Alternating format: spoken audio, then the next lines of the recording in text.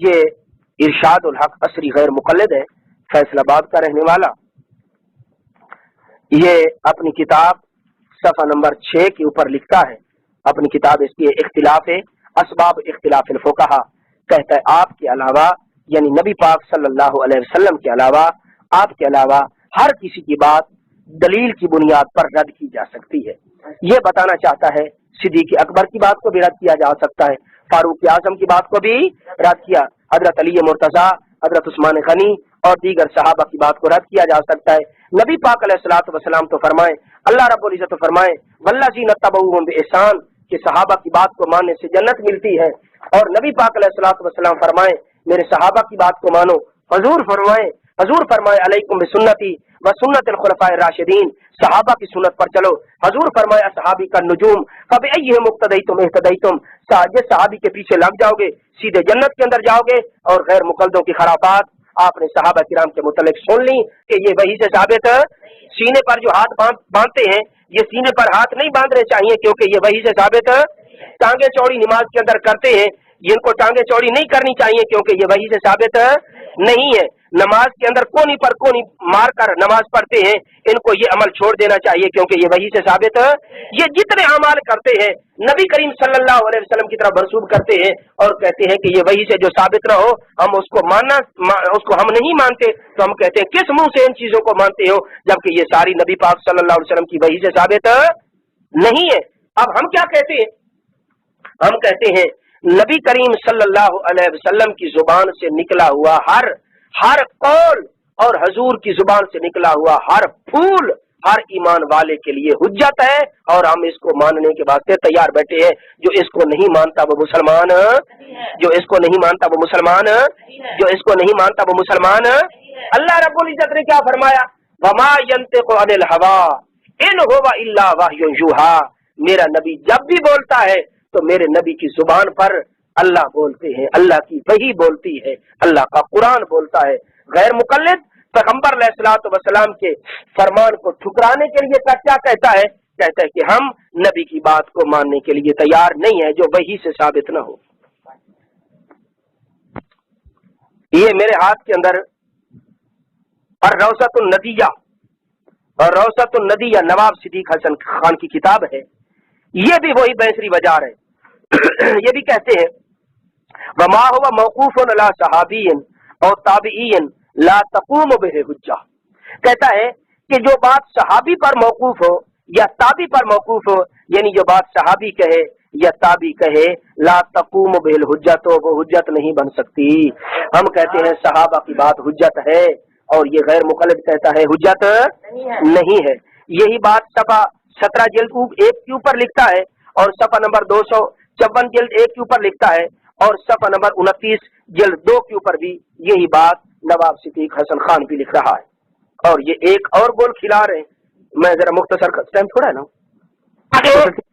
یہ وحید الزمان لغات الحدیث کے اندر لکھتا ہے، جلد کون سی ہے یہ وحید الزمان لغات الحدیث کے اندر لکھتا ہے جلد 2 میں کہتا ہے مگر اس میں کچھ شک نہیں. ذرا خیال کرنا، یہ صفحہ نمبر 36 اور اس کتاب نمبر راجیم اس کے اوپر لکھتا ہے مگر اس میں کچھ شک نہیں کہ معاویہ اور عمر ابن عاص دونوں باغی اور سرکش اور شریر تھے. حضرت معاویہ رضی اللہ تعالیٰ عنہ کے بارے میں اور حضرت عمر ابن عاص کے بارے میں کہتا ہے دونوں باغی تھے. لا حول ولا قوت الا باغی، اور کہتا ہے سرکش اور شریر تھے. ان دونوں صاحبوں کے مناقب یا فضائل بیان کرنا ہرگز روا نہیں. یہ شیعہ کا عقیدہ ہے کہ ان کے مناقب بیان نہ کرو.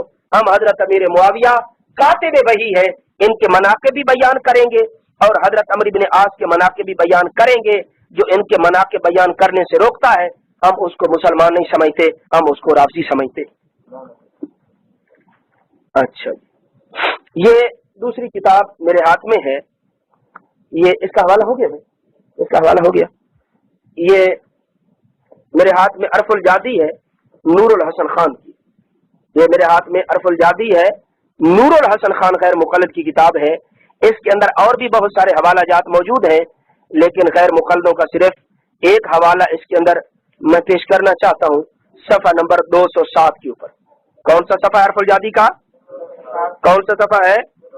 کون سا صفحہ ہے جی؟ صفحہ نمبر 207 کے اوپر لکھتا ہے، کہتا وہ دل جملہ استنزال منی بکف یا بچیز از جمادات نزد دعائے حاجت مباح. کہتا ہے جب ضرورت پڑے تو اپنے ہاتھ سے مشت زنی کر لے یا کسی لکڑی وغیرہ سے یا کسی اور جماعت چیز سے مشت زنی. کہتا ہے مباح ہے، غیر مقلد کیا کہتا ہے؟ کہتا مباح ہے. ولا سیما چون فاعل خاشی از وقوع در فتنہ. کہتا ہے خصوصاً جب کسی فتنے کے اندر مبتلا ہونے کا خطرہ ہو تو اس وقت کر سکتا ہے، یا کسی نافرمانی میں. اقل و احوالش نظر بازیست باشد کے درین ہین مندوب. کہتا ہے جب کسی عورت پر غلط نگاہ پڑنے کا خطرہ ہو تو اس وقت بھی مشت زنی کر سکتا ہے. بلکہ گاہے واجب کرتا. کہتا ہے کبھی کبھی مشت زنی کرنا واجب ہو جاتی ہے. میرا خیال میں غیر مقلدوں کے مولوی یہی کچھ کرتے رہتے ہیں اپنے مدرسوں کے اندر. کہتا ہے بلکہ گاہے واجب کرتا، کبھی کبھی واجب ہو جاتی ہے. دمے کے ترک معصیت جز بئی حرکت ممکن نہ شود. کہتا ہے جب اس برے عمل کے علاوہ کوئی چارہ کار نہ ہو تو اس وقت مشت زنی واجب ہو جاتی ہے. آگے ذرا اس کا بکواس سنیں. و احادیث واردہ در منع از نکاح بدست ثابت و صحیح نہ شدہ. حضور صلی اللہ علیہ وسلم نے جو فرمایا جو لوگ اپنے ہاتھوں سے نکاح کر لیتے ہیں، یہ کہتا ہے حدیث ٹھیک نہیں ہے. بلکہ بعض اہل علم عقل استمنا، توجہ کرو ذرا، آگے صحابہ کرام کے ذمہ یہ بات لگا رہا ہے. کہتا ہے بعض اہل علم نقل استمنا از صحابہ نزد غیبت از اہل خود کردان. کہتے ہیں صحابہ کرام جب اہل و عیال سے اپنی بیوی بچوں سے دور ہوتے، اپنے گھر سے دور ہوتے، تو صحابہ کرام بھی مشت زنی کیا کرتے تھے. لا حول ولا قوت لا حول ولا قوت الا باللہ. کہتا ہے این استمنا از صحابہ نزد غیبت از اہل خود کردہ اند و در مثل این کار. کہتا ہے اس کام کرنے کے اندر حرج نیز کوئی حرج نہیں ہے، کوئی حرج نیز، بلکہ ہم چوں استخراج دیگر فضلات موزیہ بدن. کہتا ہے اس کے ساتھ کوئی موزی فضلات اور موزی چیزیں بدن سے نکل جاتی ہیں. انا للہ و انا الیہ راجعون. یہ بے ایمان اب صحابہ کرام کے ذمے یہ بکواس لگا رہا ہے کہ صحابہ کرام مشت زنی کیا کرتے تھے. ایسا گندا فعل، ایسا گندا عمل، ایسا برا فعل جس کو ہر اہل ایمان بلکہ عمل والا بھی، ہر اچھا انسان، ہر شریف انسان اس کو برا سمجھتا ہے.